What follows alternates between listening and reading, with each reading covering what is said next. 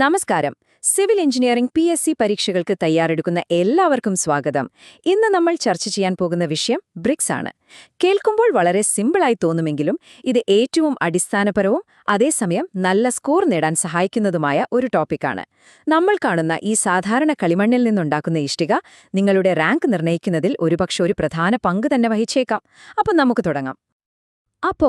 എങ്ങനെയാണ് ഈ സാധാരണ കളിമണ്ണ് നിങ്ങളുടെ പരീക്ഷയിലെ ഒരു ഹൈ സ്കോറിംഗ് ടോപ്പിക്കായി മാറുന്നത്? നമുക്ക് ആ അറിവ് ഓരോ ഇഷ്ടിക വെച്ച് കെട്ടിപ്പടുക്കുന്നതുപോലെ പതുക്കെ പതുക്കെ പടുത്തുയർത്താം. ഈ ഒരു വിശകലനം, ഈ പ്രധാനപ്പെട്ട വിഷയം എളുപ്പത്തിൽ പഠിക്കാനും പരീക്ഷയ്ക്ക് ഓർത്തെടുക്കാനും നിങ്ങളെ സഹായിക്കും. റെഡിയല്ലേ? ഈ ഒരു സെഷനിൽ നമ്മൾ എന്തൊക്കെയാണ് കവർ ചെയ്യാൻ പോകുന്നതെന്ന് നോക്കാം. ആദ്യം ഒരു നല്ല ഇഷ്ടിക മണ്ണിൽ എന്തൊക്കെ ഘടകങ്ങളാണ് വേണ്ടതെന്ന് നമ്മൾ പഠിക്കും. പിന്നെ അതിൽ ഉണ്ടാകാൻ പാടില്ലാത്ത ദോഷകരമായ വസ്തുക്കൾ ഏതൊക്കെയാണെന്ന് നോക്കും. തുടർന്ന് ഇഷ്ടിക നിർമ്മാണത്തിന്റെ ഓരോ ഘട്ടങ്ങളിലൂടെയും നമ്മൾ കടന്നുപോകും. അത് കഴിഞ്ഞ് എങ്ങനെയാണ് ഇഷ്ടികകൾ കത്തിക്കുന്നത്, അതായത് ക്ലാമ്പുകളും ചൂളകളും തമ്മിലുള്ള വ്യത്യാസം എന്താണെന്ന് മനസ്സിലാക്കും. പിന്നെ ചില പ്രത്യേകതരം ഇഷ്ടികകളെ പരിചയപ്പെടാം. അവസാനം ഇത്രയും പഠിച്ചതിൽ നിന്ന് PSC പരീക്ഷകളിൽ വന്നിട്ടുള്ള ചില ചോദ്യങ്ങളും നമുക്ക് നോക്കാം. അപ്പോൾ ഇതൊരു കംപ്ലീറ്റ് പാക്കേജ് ആയിരിക്കും. ശരി, അപ്പോ നമുക്ക് ആദ്യത്തെ ഭാഗത്തേക്ക് കടക്കാം, അല്ലേ? നല്ല ഇഷ്ടിക മണ്ണിന്റെ ഘടകങ്ങൾ. ഒരു നല്ല ഇഷ്ടിക എന്ന് പറയുന്നത് ഒരു നല്ല ഭക്ഷണം പോലെയാണ്. അതിന് കൃത്യമായ ഒരു പാചകക്കുറിപ്പുണ്ട്. ഓരോ ചേരുവക്കും അതിൻ്റേതായ പങ്കുണ്ട്. ഈ ചാർട്ടിലേക്കൊന്ന് നോക്കൂ. ഒരു നല്ല ഇഷ്ടിക മണ്ണിൽ വേണ്ട പ്രധാനപ്പെട്ട ഘടകങ്ങളും അവയുടെ ഏകദേശ അനുപാതവുമാണ് ഇവിടെ കാണിച്ചിരിക്കുന്നത്. ഇതിൽ ഏറ്റവും കൂടുതൽ അളവിലുള്ളത് ഏതാണെന്ന് കണ്ടോ? അതെ, സിലിക്കയാണ്. ഏകദേശം 50 മുതൽ 60% വരെ. ബാക്കിയുള്ളവ alumina, lime, iron oxide, magnesium എന്നിവയാണ്. അപ്പോൾ നമുക്ക് ഇതിലെ ഓരോ ഘടകത്തെക്കുറിച്ചും കുറച്ചുകൂടി വിശദമായിട്ട് നോക്കാം. ആദ്യം നമുക്ക് അലൂമിനിയെക്കുറിച്ച് സംസാരിക്കാം. ഇതാണ് ഇഷ്ടികയിലെ ഒരു പ്രധാന ഘടകം. ഇതിന്റെ അളവ് ഏകദേശം 20 മുതൽ 30% വരെയാണ്. ഇത് PSC പരീക്ഷയ്ക്ക് ചോദിക്കാൻ സാധ്യതയുള്ളൊരു പോയിന്റാണ്, ഓർത്തുവെക്കണം. എന്താണ് അലുമിനിയയുടെ പ്രധാന ജോലി? കളിമണ്ണിന് പ്ലാസ്റ്റിസിറ്റി നൽകുക. അതായത് നമുക്കിഷ്ടമുള്ള രൂപത്തിലേക്ക് അതിനെ മാറ്റാൻ സഹായിക്കുന്നത് ഈ അലുമിനിയാണ്. പക്ഷെ ഒരു കാര്യമുണ്ട്, ഇതിന്റെ അളവ് കൂടിയാൽ ഒരു പ്രശ്നമുണ്ട്. ഇഷ്ടിക ചുട്ടെടുക്കുമ്പോൾ അത് ചുരുങ്ങിപ്പോകാനും അതിൽ വിള്ളലുകൾ വരാനും വളഞ്ഞു പോകാനൊക്കെ സാധ്യതയുണ്ട്. അടുത്തത് സിലിക്ക. ഇഷ്ടിക മണ്ണിൽ ഏറ്റവും കൂടുതലുള്ള ഘടകം ഇതാണ്. 50 മുതൽ 60% വരെ. ഇതും ഒരു പ്രധാനപ്പെട്ട എക്സാം പോയിന്റാണ്. സിലിക്കയുടെ ധർമ്മം എന്താണെന്ന് വെച്ചാൽ ഇഷ്ടികയുടെ ഘടന നിലനിർത്തുക എന്നതാണ്. നമ്മൾ നേരത്തെ പറഞ്ഞില്ലേ, അലുമിനിയെ കൂടിയാൽ ഇഷ്ടിക ചുരുങ്ങാനും വളയാനും സാധ്യതയുണ്ടെന്ന്. ആ പ്രശ്നങ്ങളൊക്കെ തടയുന്നത് സിലിക്കയാണ്. ഇഷ്ടികയ്ക്ക് നല്ല കൃത്യമായ ആകൃതി നൽകുന്നതും സിലിക്ക തന്നെ. എന്നാൽ സിലിക്കയുടെ അളവ് 60%-ൽ കൂടുതലായാലോ? അപ്പോ കണികകൾ തമ്മിലുള്ള ഒരു ഒത്തൊരുമ, ആ ഒരു കോഹീഷൻ നഷ്ടപ്പെടും. അത് ഇഷ്ടികയെ ദുർബലമാക്കും, പെട്ടെന്ന് പൊട്ടിപ്പോകുന്ന അവസ്ഥ വരും. ഓക്കെ, ഇനി നമുക്ക് മറ്റു 3 ചെറിയ പക്ഷേ പ്രധാനപ്പെട്ട ഘടകങ്ങളെ പരിചയപ്പെടാം.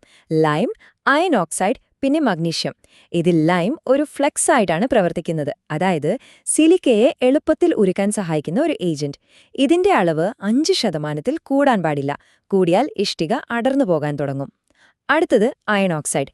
ഇതാണ് നമ്മുടെ ഇഷ്ടികയ്ക്ക് ആ ചുമപ്പ് നിറം കൊടുക്കുന്നത്. ഏകദേശം 5-6% വരെയാണ് ഇതിന്റെ അളവ്. ഇത് ഇഷ്ടികയിലേക്ക് വെള്ളം കയറുന്നത് തടയാനും സഹായിക്കും. അവസാനമായി മഗ്നീഷ്യം. ഇത് ഇഷ്ടികയ്ക്ക് ഒരു ചെറിയ മഞ്ഞ നിറം നൽകും, അതുപോലെ ചുരുങ്ങുന്നത് കുറയ്ക്കാനും സഹായിക്കും. പക്ഷെ ഇതും കൂടിയാൽ ഇഷ്ടികയ്ക്ക് കേടുപാടുകൾ വരും. അപ്പോൾ ഈ ഓരോന്നിന്റെയും അളവ് കൃത്യമായിരിക്കണം. ഇല്ലെങ്കിൽ അത് ഇഷ്ടികയുടെ ക്വാളിറ്റിയെ നന്നായിട്ട് ബാധിക്കും. ഇതുവരെ നമ്മൾ നല്ല ഇഷ്ടികയ്ക്ക് വേണ്ട ചേരുവകളെക്കുറിച്ചാണ് സംസാരിച്ചത്. ഇനി ആ പാചകക്കുറിപ്പ് നശിപ്പിക്കാൻ സാധ്യതയുള്ള ചില വില്ലന്മാരെക്കുറിച്ച് നോക്കാം. അതായത് ഇഷ്ടിക മണ്ണിലുണ്ടാകാൻ പാടില്ലാത്ത ദോഷകരമായ വസ്തുക്കൾ. ഈ കാണുന്ന ഓരോ പോയിന്റും പരീക്ഷയുടെ കാഴ്ചപ്പാടിൽ വളരെ പ്രധാനപ്പെട്ടതാണ്. നന്നായി ശ്രദ്ധിക്കുക. ഒന്നാമത്തേത് അയൺ പൈറൈഡ്സ്. ഇത് ഇഷ്ടിക ചുട്ടെടുക്കുമ്പോൾ ഓക്സിഡൈസ് ആയിട്ട് ഇഷ്ടികയുടെ ഘടനയെ തന്നെ നശിപ്പിക്കും. രണ്ടാമത്തേത് ആൽക്കലികൾ, അതായത് സോഡ, പൊട്ടാഷ് പോലുള്ളവ. ഇവയുടെ പ്രശ്നം എന്താന്ന് വെച്ചാൽ ഇവ അന്തരീക്ഷത്തിൽ നിന്ന് ഈർപ്പം വലിച്ചെടുക്കുകയും ഭിത്തികളിലൊക്കെ നമ്മൾ കാണുന്ന വെളുത്ത പാടുകൾക്ക് കാരണമാവുകയും ചെയ്യും. ഈ പ്രതിഭാസത്തിന് പറയുന്ന പേരാണ് എഫ്ലോറസെൻസ്. ഇതൊരു ഷുവർ PSC ചോദ്യമാണ്, നോട്ട് ചെയ്തു വെച്ചോളൂ. പിന്നെ കല്ലുകൾ, അതുപോലെ ജൈവവസ്തുക്കൾ. ഇവയൊക്കെ മണ്ണ് കുഴയ്ക്കുന്നതിനും ഇഷ്ടികയ്ക്ക് ശരിയായ ആകൃതി കിട്ടുന്നതിനും തടസ്സമാകും. ജൈവവസ്തുക്കൾ മുഴുവനായി കത്തിയില്ലെങ്കിൽ ഇഷ്ടികയ്ക്കുള്ളിൽ സുഷിരങ്ങളുണ്ടാകും. അത് ഇഷ്ടികയെ ദുർബലമാക്കും. ശരി, അപ്പോ ഇഷ്ടിക മണ്ണിലെ നല്ലതും ചീത്തയുമായ ഘടകങ്ങൾ നമ്മൾ കണ്ടു. ഇനി ഈ കളിമണ്ണിനെ എങ്ങനെയാണ് നമ്മൾ ഉപയോഗിക്കുന്ന ആ ബലമുള്ള ഇഷ്ടികയാക്കി മാറ്റുന്നത്? ആ നിർമ്മാണ പ്രക്രിയയുടെ ഓരോ ഘട്ടങ്ങളിലേക്കും നമുക്ക് കടക്കാം. ഇഷ്ടിക നിർമ്മാണത്തിന് പ്രധാനമായും 4 സ്റ്റെപ്പുകളാണുള്ളത്. 1 കളിമണ്ണ് തയ്യാറാക്കൽ, 2 അതിനെ രൂപപ്പെടുത്തുന്ന മോൾഡിംഗ്, 3 ഉണക്കൽ അഥവാ ഡ്രൈയിങ്, 4ാമത്തേതും അവസാനത്തേതുമായ ഘട്ടം ചുട്ടെടുക്കൽ അഥവാ ബേണിംഗ്. നമുക്ക് ഓരോന്നായിട്ട് നോക്കാം. ആദ്യത്തെ സ്റ്റെപ്പ് കളിമണ്ണ് തയ്യാറാക്കൽ. ഇതിൽ തന്നെ പല ഉപഘട്ടങ്ങളുണ്ട്. അൺസോയിലിംഗ് എന്ന് പറഞ്ഞാൽ മണ്ണിന്റെ ഏറ്റവും മുകളിലുള്ള പുല്ലും വേരുകളുമൊക്കെയുള്ള ഏകദേശം 20 സെന്റിമീറ്റർ പാളി നീക്കം ചെയ്യുന്നതാണ്. അത് കഴിഞ്ഞാൽ ഡിഗ്ഗിംഗ്, അതായത് ആവശ്യത്തിനുള്ള കളിമണ്ണ് കുഴിച്ചെടുത്ത് കൂനകളായി ഇടുന്നു. പിന്നെ ക്ലീനിംഗ്, അതിലുള്ള കല്ലുകളും മറ്റും നീക്കം ചെയ്യുന്നു. അടുത്തത് വെതറിംഗ്. ഇത് വളരെ പ്രധാനപ്പെട്ട ഒന്നാണ്. കളിമണ്ണ് കുറച്ചു കാലം വെയിലും മഴയുമൊക്കെ കൊണ്ട് കിടക്കുമ്പോൾ അത് നന്നായി മയപ്പെടും. അതിനുശേഷം ബ്ലെൻഡിംഗ്, അതായത് നമ്മൾ നേരത്തെ പഠിച്ച ഘടകങ്ങൾ ആവശ്യാനുസരണം ചേർത്ത് മിക്സ് ചെയ്യുന്നു. അവസാനമായി ടെമ്പറിംഗ്, വെള്ളം ചേർത്ത് മണ്ണിനെ പ്ലാസ്റ്റിക് രൂപത്തിലേക്ക്, അതായത് കുഴച്ചു പരുവത്തിലേക്ക് മാറ്റുന്ന പ്രക്രിയയാണിത്. ഇത് സാധാരണയായി കാലുകൊണ്ട് ചവിട്ടിക്കുഴച്ചോ അല്ലെങ്കിൽ പഗ്മിൽ എന്ന മെഷീൻ ഉപയോഗിച്ചോ ആണ് ചെയ്യുന്നത്. ഈ ടെമ്പറിംഗ് പ്രോസസ്സ് വലിയ തോതിൽ ചെയ്യാൻ ഉപയോഗിക്കുന്ന മെഷീനാണ് പഗ്മിൽ. കളിമണ്ണിൽ വെള്ളം ചേർത്ത് ഒരേ രീതിയിൽ കുഴച്ചെടുക്കുന്ന ഈ പ്രക്രിയയാണ് നമ്മൾ പഗ്ഗിംഗ് എന്ന് പറയുന്നത്. ഇത് പരീക്ഷകളിൽ ആവർത്തിച്ചു ചോദിക്കുന്ന ഒരു ചോദ്യമാണ്, എന്താണ് പഗ്ഗിംഗ് എന്ന്. അപ്പോൾ ഓർത്തു വെക്കുക, കളിമണ്ണ് വെള്ളം ചേർത്ത് പ്ലാസ്റ്റിക് രൂപത്തിലാക്കുന്ന പ്രക്രിയ. ഓക്കെ, മണ്ണ് കുഴച്ച് പാകമാക്കി. ഇനി അടുത്തത് മോൾഡിംഗ് ആണ്. പ്രധാനമായും 2 രീതികളുണ്ട്, ഹാൻഡ് മോൾഡിങ്ങും മെഷീൻ മോൾഡിങ്ങും. ഹാൻഡ് മോൾഡിംഗ് പേരുപോലെ തന്നെ കൈകൊണ്ട് ചെയ്യുന്നതാണ്. ഇത് നിലത്ത് വെച്ചോ ഒരു ടേബിളിന്റെ മുകളിൽ വെച്ചോ ചെയ്യാം. ഒരു സാധാരണ തൊഴിലാളിക്ക് ഒരു ദിവസം ഏകദേശം 750 ഇഷ്ടികയൊക്കെ ഇങ്ങനെ ഉണ്ടാക്കാൻ പറ്റും. എന്നാൽ മെഷീൻ മോൾഡിംഗ് ആവുമ്പോൾ കാര്യങ്ങൾ മാറും.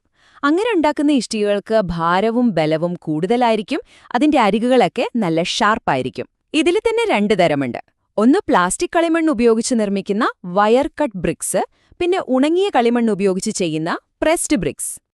ഇഷ്ടികയുടെ മുകളിൽ സാധാരണയായി കാണുന്ന ഈ കുഴി എന്താണെന്ന് നിങ്ങൾ ചിന്തിച്ചിട്ടുണ്ടോ? ഇതിന് പറയുന്ന പേരാണ് ഫ്രോഗ്. ഇതിന് ഏകദേശം 10 മുതൽ 20 മില്ലിമീറ്റർ വരെ ആഴമുണ്ടാകും. ഇതിന് 2 പ്രധാനപ്പെട്ട ഉപയോഗങ്ങളുണ്ട്. 1 നിർമ്മാതാവിന്റെ പേരോ അടയാളമോ രേഖപ്പെടുത്താൻ.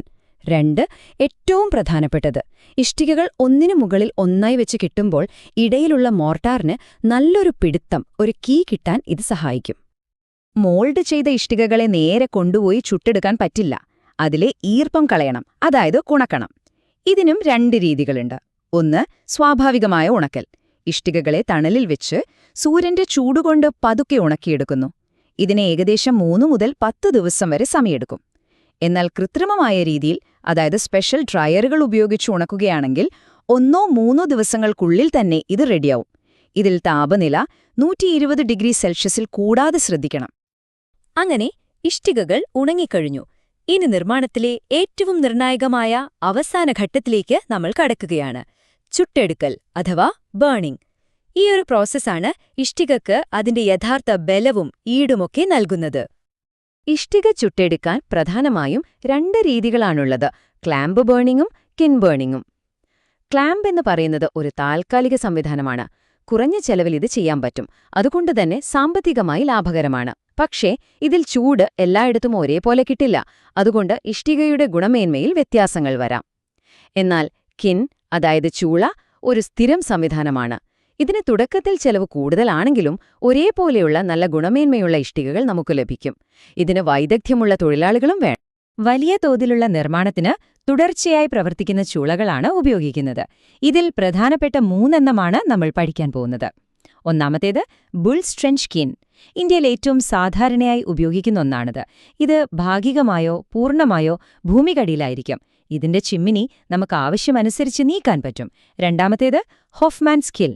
ഇത് പൂർണ്ണമായും ഭൂമിക്ക് മുകളിലാണ്. ഇതിന് സ്ഥിരമായ ഒരു ചിമ്മിനിയുണ്ടാകും. മൂന്നാമത്തേത് ടണൽ കിൽൻ. ഇതിന്റെ പ്രവർത്തനം രസകരമാണ്. ഇഷ്ടികകളെ ട്രോളികളിൽ വെച്ച് ഒരു നീണ്ട ടണലിലൂടെ കൊണ്ടുപോകും. ടണലിന്റെ ഉള്ളിൽ ചൂട് സ്ഥിരമായിരിക്കും. ഇഷ്ടികകൾ അതിലൂടെ സഞ്ചരിച്ചു വരുമ്പോഴേക്കും ചുട്ടുപാകമായിട്ടുണ്ടാകും. ഇതുവരെ നമ്മൾ സാധാരണയായി കെട്ടിട നിർമ്മാണത്തിന് ഉപയോഗിക്കുന്ന ഇഷ്ടികകളെക്കുറിച്ചാണ് സംസാരിച്ചത്. എന്നാൽ ചില പ്രത്യേക ആവശ്യങ്ങൾക്കായി ഡിസൈൻ ചെയ്ത വേറെയും ചില ഇഷ്ടികകളുണ്ട്. നമുക്ക് അതിൽ 2 എണ്ണത്തിനെ പരിചയപ്പെടാം. ഈ ചിത്രത്തിൽ കാണുന്നതുപോലെ ഇടതുവശത്തുള്ളത് ചാനൽ ബ്രിക്സ് ആണ്. പേര് സൂചിപ്പിക്കുന്നത് പോലെ തന്നെ ഇവ ഭൂമിക്കടിയിലുള്ള ഡ്രെയിനേജ് ലൈനുകൾ ഉണ്ടാക്കാനാണ് പ്രധാനമായും ഉപയോഗിക്കുന്നത്. വലതുവശത്ത് കാണുന്നത് ഹോളോ ബ്രിക്സ് അഥവാ പൊള്ളയായ ഇഷ്ടികകളാണ്. ഇതിന്റെ ഉള്ളിൽ പൊള്ളയായതുകൊണ്ട് ഭാരം വളരെ കുറവായിരിക്കും. ഇത് കെട്ടിടത്തിന്റെ മൊത്തത്തിലുള്ള ഭാരം കുറയ്ക്കാൻ സഹായിക്കും. അതോടൊപ്പം ഇത് നല്ലൊരു താപപ്രതിരോധം, അതായത് തേർമൽ ഇൻസുലേഷൻ നൽകുകയും ചെയ്യും. ശരി, അപ്പോൾ നമ്മൾ ഈ വിഷയത്തിലെ പ്രധാനപ്പെട്ട ഭാഗങ്ങളെല്ലാം കവർ ചെയ്തു. ഇനി ഇതുവരെ പഠിച്ച കാര്യങ്ങൾ നിങ്ങളുടെ ഓർമ്മയിലുണ്ടോ എന്ന് നമുക്കൊന്ന് പരിശോധിക്കാം. PSC പരീക്ഷകളിൽ വരാൻ സാധ്യതയുള്ള ചില ചോദ്യങ്ങളിലൂടെ നമുക്കൊന്ന് പെട്ടെന്ന് കടന്നുപോകാം. റെഡിയല്ലേ? ആദ്യത്തെ ചോദ്യം ഇതാണ്. ഒരു നല്ല ഇഷ്ടിക മണ്ണിലെ പ്രധാന ഘടകം ഏകദേശം 50 മുതൽ 60% വരെ അടങ്ങിയിരിക്കുന്നത് എന്താണ്? ഓർത്തുനോക്കൂ, നമ്മളൊരു ചാർട്ടൊക്കെ കണ്ടു പഠിച്ചതാണ് ഇഷ്ടികയ്ക്ക് അതിന്റെ ഘടന നൽകുന്ന ഏറ്റവും പ്രധാനപ്പെട്ട ഘടകം. ഉത്തരം സിലിക്കയാണ്. ആർക്കൊക്കെ ശരിയായി കിട്ടി? ഇഷ്ടികയുടെ ഘടന നിലനിർത്തുന്ന ഏറ്റവും പ്രധാനപ്പെട്ട ഘടകം സിലിക്കയാണ്. ഈ ഒരു പോയിന്റ് ഓർമ്മിച്ചു വെക്കുന്നത് പരീക്ഷയിൽ നിങ്ങൾക്ക് തീർച്ചയായും 1 മാർക്ക് നേടിത്തരാൻ സഹായിക്കും. ഇഷ്ടികയെക്കുറിച്ചുള്ള ഈ അടിസ്ഥാനപരമായ കാര്യങ്ങൾ നിങ്ങളുടെ പരീക്ഷാ തയ്യാറെടുപ്പിൽ ഒരു ബലമുള്ള അടിത്തറയാകുമെന്ന് വിശ്വസിക്കുന്നു. ഈ വിശകലനം നിങ്ങൾക്ക് പ്രയോജനപ്പെട്ടു എന്ന് കരുതുന്നു. അടുത്തൊരു വിഷയവുമായി നമുക്ക് വീണ്ടും കാണാം. നന്ദി.